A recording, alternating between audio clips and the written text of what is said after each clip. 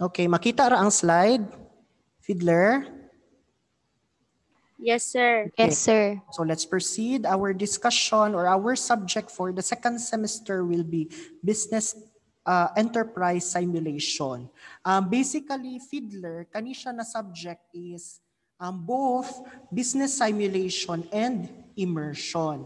So, naa dapat mo OJT in this subject. But the school mandated that the business enterprise simulation will only focus on the business plan section. Actually, dili lang, maski face-to-face na klase, wala na dyan OJT si business enterprise simulation.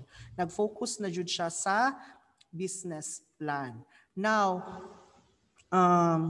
this subject, the business plan, actually, this course integrates all the key concepts and processes of the ABM as applied in real-life activities. So, basically, class, this subject is siya ang summary sa tanang specialized subject. So, ang nakaakibat niya na subject is org and management, accounting 1 and 2, business finance, business math, and kaning mga subject ninyo sa second semester which is marketing, business ethics, and economics. So tanan na siya ng mga subjects na adiri sa business enterprise simulation, and which is your final output is a business plan. Kaysa unod sa business plan, tanang na-discuss ninyo sa ABM Specialized, mugawas. Okay. So the business plan intends to serve as a guide in preparing for the academic stand in ABM. So most likely class, mas gi-prefer po sa school na business plan in yung final output for the simulation. It's because it will be a preparatory subject for your college. Kay in college class, specifically if you will proceed in any business course, daghag researches. Dili lang kay kung science subject ka or edu ka, digto ang daghag research subjects, but no, if you will proceed in any business course, business admin na, marketing or finance, accountancy, accounting tech, accounting information system, tourism, kana sila ng mga courses pag abot ninyo college daghag research na ay feasibility study, marketing research, and if ever kung mag-proceed mo BS Entrep, syempre, the final output for the BS Entrepreneurship will be an implementation of your business plan. So that is why mas focus kay ABM Grade 12C Business Plan. Okay, now let's go to the grading system. Okay, this grading system is applicable actually to all specialized subject. So pag specialized gani inyong subject, in ani jud ang grading system. Written work will be 25%, performance tasks will be 45%, quarterly assessment or the examination is 30%, a total of 100%. Sir, asa man ani mo pangwaon? Unsa imo ibutang sa class record? Okay, first for the written work. Okay, for the written work class, all documents to be submitted will be recorded as your written work. Okay, for example, you will submit your output for your marketing plan.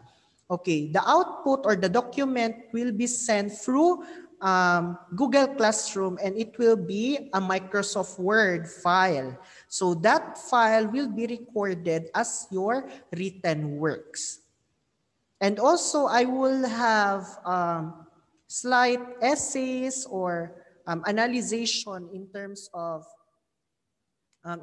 the discussion. So that will be recorded also as written work. So nasabtan ba ang mga written work na activities, Fiddler? Yes, sir. Okay. Now let's go to the performance task. So for the performance task class, unsa kung i-record dira? So every after submission of your documents, there will be a pre-evaluation.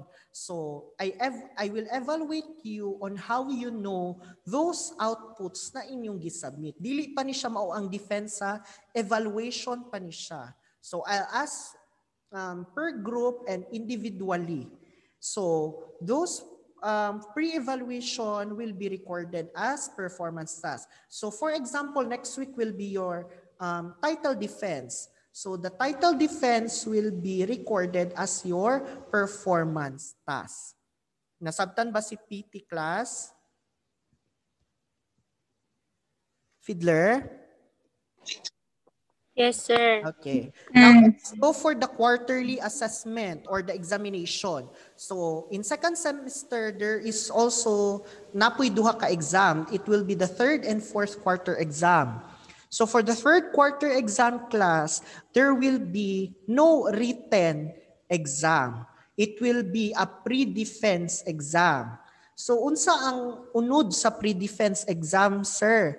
Okay, that will be by group, and ang inyong i-defend ana is your business title and as well as your whole marketing plan.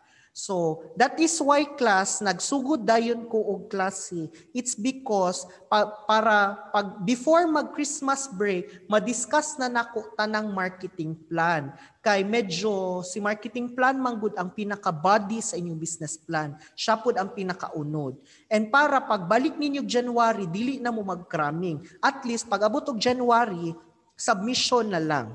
Dili na magkarakara og buhat na kanang pang 1 week lang siya na activity. And for your fourth quarter exam, it will be your final defense. So unsay naa sa final defense? I-defend na ninyo ang whole business plan ninyo starting from the executive summary, apil gyapon si title o si marketing plan, the executive summary up to the financial plan. So nasabtan ba sa exam, Fiddler? Yes, sir. Okay, so any questions with the grading system?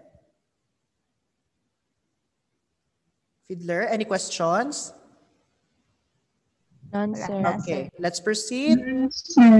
So let's go to our formal discussion. Actually, this is the introduction of the business plan only. Wala pa ta sa proper na business plan. So our objectives for the discussion will be to define what a business plan is, differentiate a business plan from a feasibility study, explain the need for a business plan, and identify the essential components of a business plan. Okay, so what is a business plan? So there are 3 main definitions of a business plan. So a business plan is a formal and written plan. So it is for the business startups or for growth plans. And last is it is prepared after a feasibility study. So we will discuss each of that. Okay. A business plan is a written document that describes in detail on how a business, usually a startup, defines its objectives and how to go about achieving its goals. So the main purpose of the business plan class is on how to achieve your proposed business. So for example, gusto ka magtukod o pastry shop. So isa sa unod sa business plan is on how to achieve na nindot imong pastry shop, unsa unique sa imong pastry shop, and what are those strategies you consider para boom ang imong or profitable ang imong pastry shop. So mao to'y purpose ni business plan. So business plans are important documents used to attract investment before a company has established a proven track record. So they are also good way for companies to keep themselves on target going forward. So that will, the business plan also serves as an important document. So kinsa ang mga manghinahanglan ng business plan? So there are lots of institutions na nanginahanglan og business plan. First will be, actually dili siya institution but it will be your potential investors. So nganong kinahanglan ni potential investors makita inyong business plan? So remember that those potential investors are those willing to invest in your company. So dapat sila, kabalo sila i-feasible ba or mahitabo ba jud na or possible ba na successful in your business. So the business plan will prove them that feasible in your business. Next will be the financial institutions. So kinsa man ang mga financial institutions, Fiddler? Fiddler, kinsa na sila mga financial institutions? Mga banks, sir. Okay, that's correct. So one of the financial institutions will be the banks. So those banks or lending institutions or cooperatives are those institutions that are willing to give you a sort of capital to start up your business. So most likely class dito mo sa ilaha mag-loan for the initial investment of your company. With that, kinahanglan pud nila makita inyong business plan. So as well as or like the potential investors, worthy ba mo na kanang hatagan or mag-lend or borrow og money. So with that, the business plan, makita nila na feasible imong business. So worthy for investment in inyong business. And lastly, for the business itself. So for the business itself, kanang inyong mga managers in the future, so kinahanglan pud nila may balaan imuhang business plan. Okay. Although they're especially useful for new businesses, every company should have a business plan. So, I'm not discouraging those kanang especially kanang booming karon sa online, like mga online businesses, kanang mga pajama, mo na ko makita dira. I'm not discouraging those. It's okay to have that business, but it is more okay na magtukod kag business, you should follow the specific steps on how to put up a business. And basically, before putting up a business, you should have your business plan. So ideally, the plan is reviewed and updated periodically to see if goals have been met or have changed and evolved. So, ang nakakomprise mang good sa business plan will be those strategies na pwede niyo mabuhat in your business on how to gain customers, on how to sell your products or services. And with that, from time to time, if ever naamoy problem na ma-encounter sa business, you can always review your business plan if ever nasunod ba to ninyo mga strategies or not. Now, sometimes a new business plan is created for an established business that has decided to move into a new direction. So most likely, if gusto jud ninyo kanang i-pursue na jud na kanang illegit na jud inyong business or inyuha na siyang illegalize, inyo na siyang himuag permit. So before putting up into legalization, dapat nagbuhat jud mo og business plan. Kay also the class, it is also a requirement for the government agencies if ever you will legalize your business. Kung gusto mo magkuha business permit, isa si business plan sa pangitaon ni government agencies, specifically DTI and Securities and Exchange Commission. And also pag-abot ninyo sa Business Bureau, pangitaon pud na siya. So a business plan is a fundamental document that any startup business needs to have in place prior to beginning operation. So before jud mo mag-operate og business, see to it that you have a feasible business plan. So as I said earlier, those financial institutions and government agencies, kinahanglan nila makita inyong business plan. Okay, operating without a business plan is not usually a good idea. So dili jud siya good idea na wala jud kay business plan kanang magtukod lang kag business. It's because mo'y uso. For example, ay uso ang mga cellphone karon, so mamaligya kog cellphone. So most likely class, in view of competition, it is kanang risky because daghan na kaayo mo na same og products. So mawala ang view on competition ninyo. So that is why for startup businesses, you should think what is unique about your business or what is unique about your product and services. So that is why business plan is important.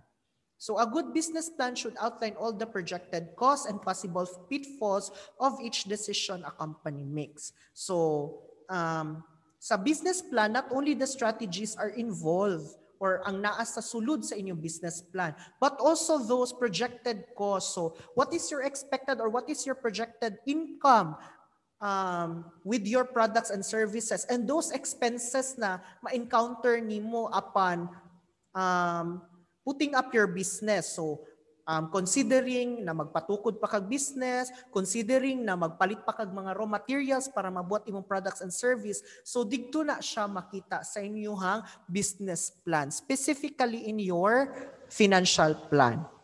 Okay, nasabtan ba, Fiddler? Yes, sir. Okay, so let's proceed. Okay, what is a business plan actually?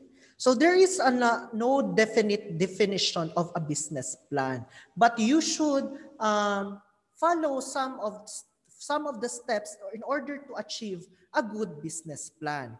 So there is a diagram here.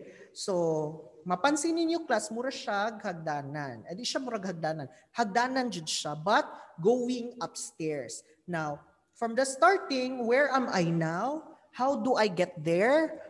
Why do I want to be there? And where am I going? So considering ang nakapalibot sa iya are those business environment. Okay, rewind ta or refresh ta sa to ang discussion sa atong entrep and organ management. What are those business environment, Fiddler?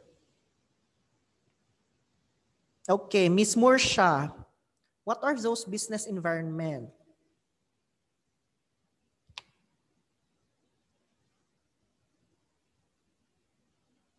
Okay. Wala si Miss Morsha. Okay, Miss Amatong. What are those business environment? In your entrep and in your organ management, what are those business environment? Sir, katong internal o external? Okay, so what are those internal and external environments? Ang external, sir, kay katong economic, political, Okay. economic, political, Okay. social. And for the internal environment? Ang mga ano, sir, wait lang.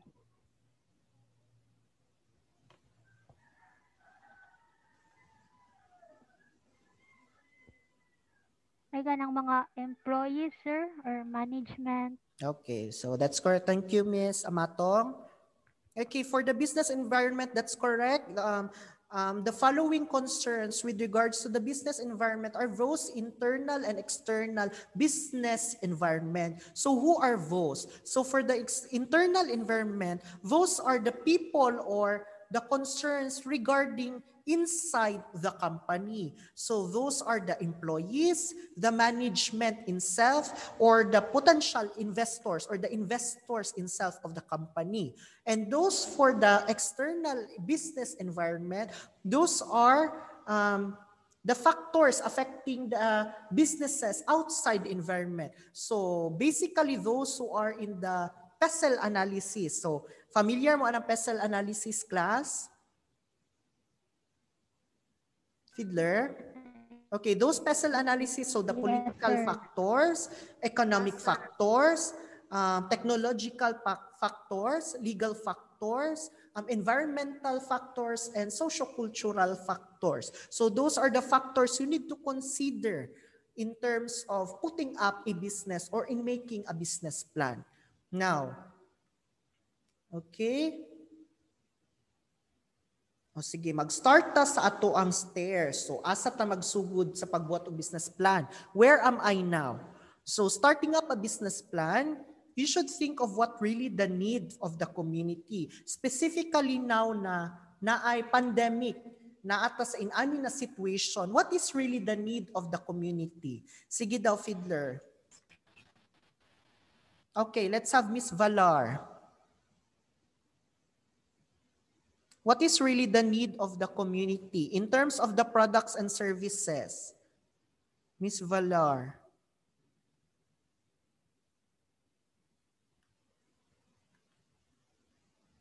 Okay, wala. Miss Barinian. Ano, sir? Ay, kinsa to? Si Miss Valar to? Yes. Okay. Sige. Continue, Miss Valar. Yes, sir. Ano, sir? Mostly kay food. Like deliveries. Okay.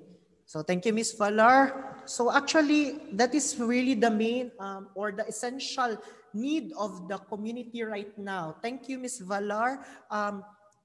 food jud ang kinahanglan. It's because in order for us to live, since naata sa pandemic, dili ta kagawas-gawas, and it is really essential that we should eat 3 times a day na naalang ta sa balay.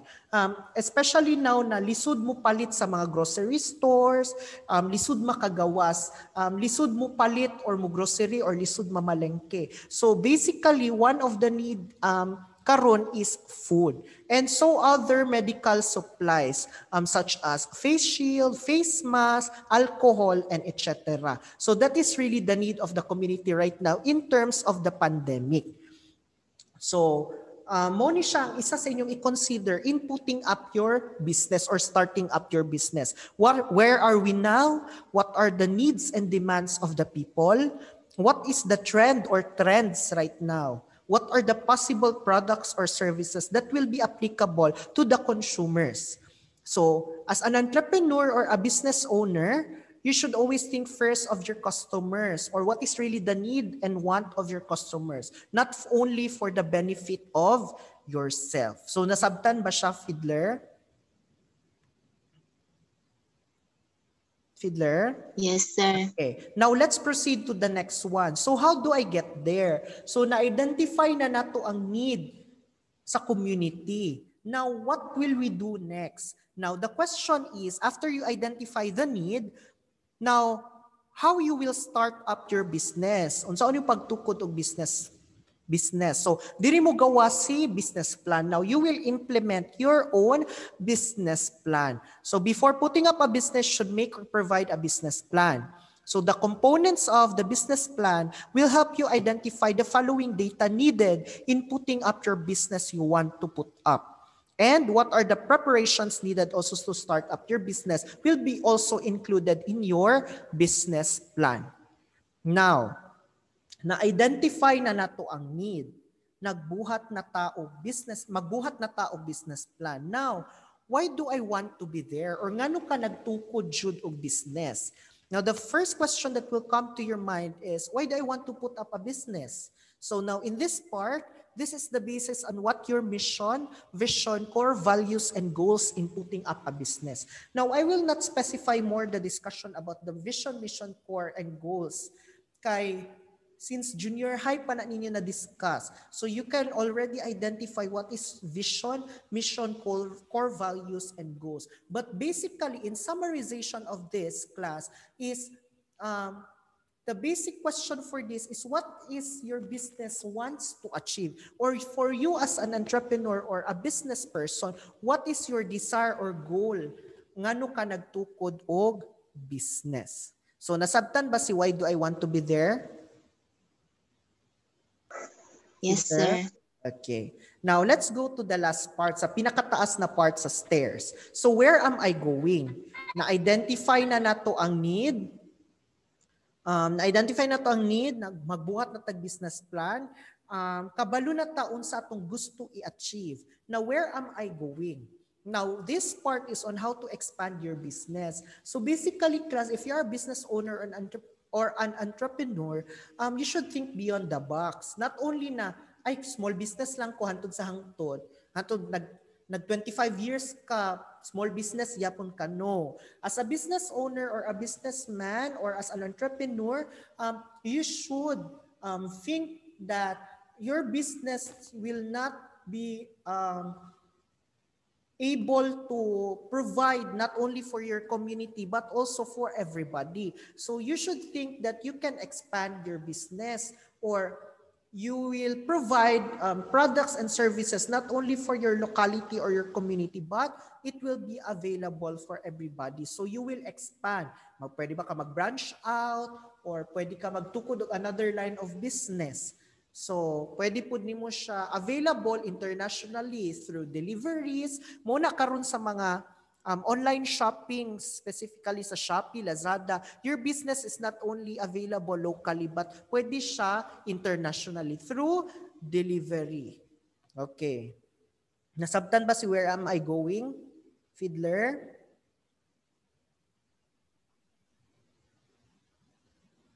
Fiddler? Okay. Yes. So let's proceed. Okay, what is a business plan? Okay, si business plan daw, kinahanglan niya og time and money. So nganong kinahanglan ni business plan og time and money? Okay, let's have Miss Amon. Ngano si business plan, Miss Amon, kinahanglan og time and money? Kay kuan sad sir para makasugod ka sa imong business kailangan jud nimo money or puhunan para makapalig og mga raw products para makabat ka sa imong products. And second, kailangan jud nimo mag-exert og time, ay kailangan jud nimo maghatag og time para mas successful sad para Okay, thank you, Miss Amon. Okay, so business plan requires time and money. First will be time. Okay, si business plan, dili siya pareha sa inyong assignment na gihatag ang assignment, gi-search niyo sa Google, gibutang niyo sa Microsoft Word, print. Dili siya inana. So a business plan is good for 3 to 5 years business plan. So you should project your business plan from starting your business up to the 5-year na pag-operate sa inyong business plan. So it requires time. So it also requires ample time to make strategies, ideas, to make projected costs, unsa pa dapat ang mga kinahanglan permits in terms of putting up a business. So it always requires time. And with also that time, since kailangan kag dakong preparation, kailangan pud nimo og money in terms of investing your business. You should take a risk to invest in starting your business. Kay dili jud siya kanang dali in terms of the monetary value. Permits palang daan in order to legalize your business is very costly. And so on with other materials, raw materials na imong gamiton, building na imong i-rent or ipatukod ba nimo, and other expenses. So it requires time and money. Next. Okay, business plan shows the flow of money. So in terms of the financial statement, you can already see the projected income statement. Now with that, what is the possible income na masulod sa inyong business? And also the expenses to be used. Unsa mga expenses na pwede nimo or expected na magasto nimo in putting up your business. So it shows the flow of money. And right after na nag-operate na inyong business, you can already see that there will be return on investment. So unsa nang return on investment? Nabawi ang imuhang expenses plus the profit. So the remaining of that will be your kita or your profit. So income less the expenses. Okay. Next, why should the plan be written? Nganong kailangan naman ta iplano jud nato or kailangan nato buhaton ang business plan? So it improves business ideas and concepts. So as I said earlier na isa sa mga unod ni business plan are those strategies, ideas, and concepts on how to gain your customers, how to sell your products and services, and how will your business come up with competitive advantage. So those strategies are to be used in starting up your business. So makatabang siya. Next, guides actions. Okay, in terms na inyong business magka-encounter a problem in the future, so you can always review your business plan. So your business plan serves as your guide on how to make your business achievable or unsa tong gusto nimo ma-achieve in putting up your business. Next, increase odds of success. Since make sure jud nimo na imong business plan will be successful. So basically, your business will also be successful. And I will not explain this further because this is one of the main reasons why you put up your business. It helps you get money. So it is also, the business plan is also a requirement by other parties. So gingon na nako ni siya before, sa sugod sa tong discussion na it will be seen by your potential investors, financial institutions, and those government agencies involved in the legalization of your business. and basis for evaluation. So after 3 to 5 years, tanawon nimo balik imong business plan and to see if those mission vision goals are na-achieve ba siya or nakuha ba siya or those strategies nabuhat ba nimo siya. And last will be katong gingon nako ganina na you should not only think locally but also internationally. So you are planning to expand your business. Okay. Any questions for the discussion, Fiddler?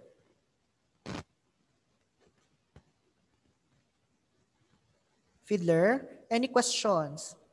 None, sir. Okay. Now let's proceed to your business plan grouping. So I already grouped you into 10 groups. There are groups that has 5 members. But there are some groups na upat lang sa isa ka grupo. But I already make sure that those groups na upat lang is kaya nila buhaton ang task. Okay. So there are specific leaders in a group, then the rest will be the members. For in the case that the leader is full asynchronous, it's okay. Pwede lang to siya, mag-assist lang tong mga members niya na online. Okay ba, Fiddler? Yes, sir. Okay. So this will be your groupings, Fiddler. So maklaro na siya. Okay. Leaders will be Group 1 Amatong, Group 2 Bual, Group 3 Diaz, Group 4 Subo, Group 5 Apolinario, Group 6 Dormitorio, Group 7 Joseph, Group 8 Barinyan, Group 9 Amon, and Group 10 Quintero. The rest will be the members of each group. Okay. Please look again or please look clearly at your groupings if naabay nabutang nako dira na modular di ay siya. And also basig naapoy nagdoble ang apelyido. Kindly check it, then report to me right after Miss Lianes if naabay mga inato na cases. Okay? Yes, sir. Okay. So any questions for the groupings? Fiddler, any question for the groupings? Paki-screenshot ninyo kay para mabutang niyo sa NGC. Paki-screenshot na lang. Tell me if done na mag-screenshot ha para makaproceed ko sa next slide.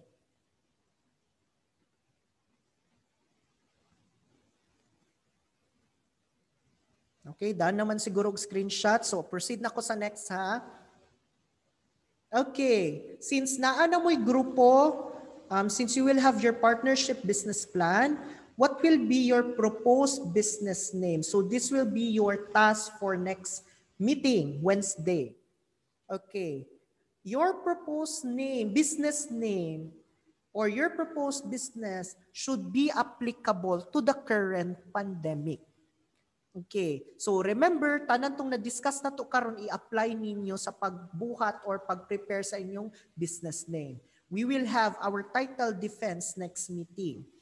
So, mga questions for you to be guided on how to make your business name is first, what will be the nature of your business? So, for example, if food industry siya, so specify na food industry. If cosmetics siya or medical supplies, just specify. What made you decide or propose that business? And also, what is unique about your business or what is your competitive edge or your competitive advantage? What is all about your products and services that you are unique? And last, is it really a need in this current situation? So that will be the guide questions for you to make your business name. Now, class, I will not entertain any questions with regards to the business name. Actually, dagag nag-asa ko sa mga other sections na, Sir, in-ani among business, so pwede ni siya. I will not entertain that questions. Kay nga no, unsay pulo sa tong title defense kung tubagon ako ang question, di ba? Tama ba, Fiddler? So, if unsa ang decision ninyo sa inyong business name, I will just approve or disapprove it. So, digto ra ta makita sa title defense. Now, I will you should prepare a 3-slide PowerPoint presentation in your title defense. So iguat tanan sa 3-slide presentation inyong title defense. Nasabtan ba? Especially leaders. Yes, sir. Okay. Any questions? With the group activity or for the title defense next meeting, any questions? Fiddler, wala na? Wala na, sir. Okay, if none, that will be our discussion for today. See you next meeting and enjoy the rest of the day, Fiddler. Thank you so much for your time.